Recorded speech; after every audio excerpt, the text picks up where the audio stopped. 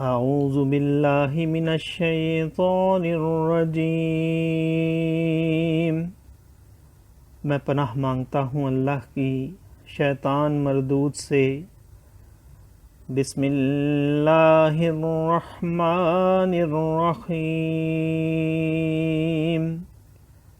अल्लाह के नाम से शुरू जो नहायत मेहरबान रहम वाला। कुल हल मिन शुरकाइकुम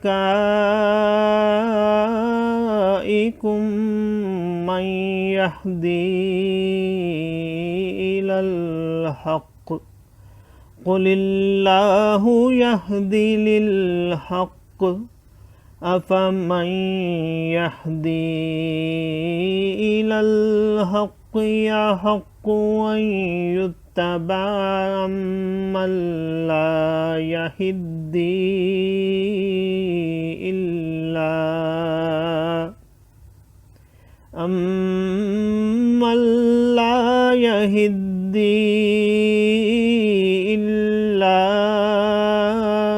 अन युहदा फमा लकुम कैफ तहकुमून वमा यत्तबिउ अक्सरुहुम इल्ला ज़न्ना इन्नज़्ज़न्न ला युग़नी मिनल हक़्क़ि शैआ इन्नल्लाह अलीमुम बिमा यफ़अलून वमा कान हाज़ल क़ुरआनु अन युफ़्तरा मिन दूनिल्लाहि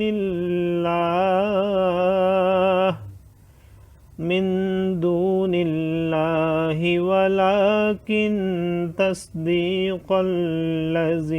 बैन यदैहि वलाकिन तस्दीक़ल्लज़ी बैन यदैहि व तफ़सीलल किताबि ला रैब फ़ीहि वतफ़सीलल किताबि ला रैब फ़ीहि मिर रब्बिल आलमीन। अम यक़ूलून इफ़्तराह क़ुल फ़अतू बिसूरतिम मिस्लिही वदऊ मन इस्तताअतुम मिन दूनिल्लाहि इन कुन्तुम सादिक़ीन।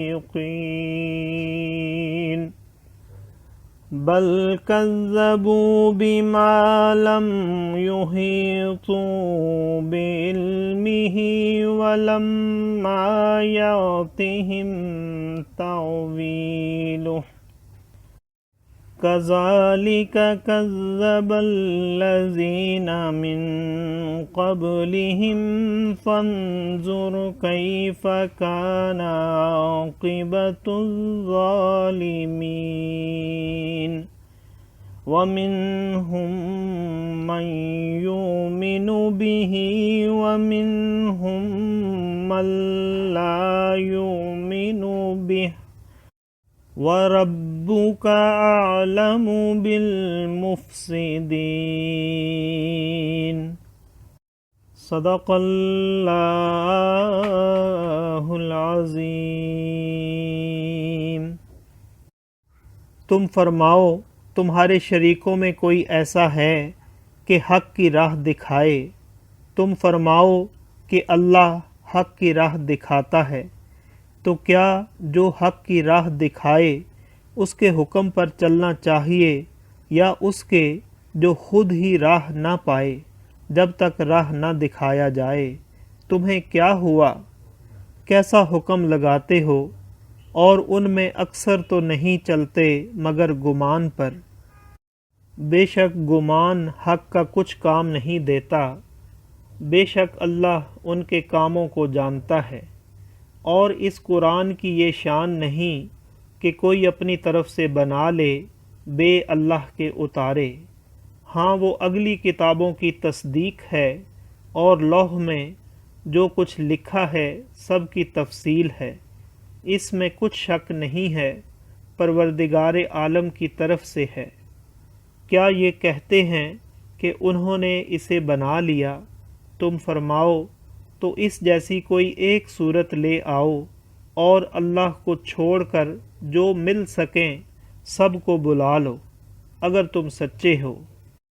بلکہ اسے جھٹلایا جس کے علم پر قابو نہ پایا، اور ابھی انہوں نے اس کا انجام نہیں دیکھا۔ ایسے ہی ان سے اگلوں نے جھٹلایا تھا، تو دیکھو ظالموں کا کیسا انجام ہوا۔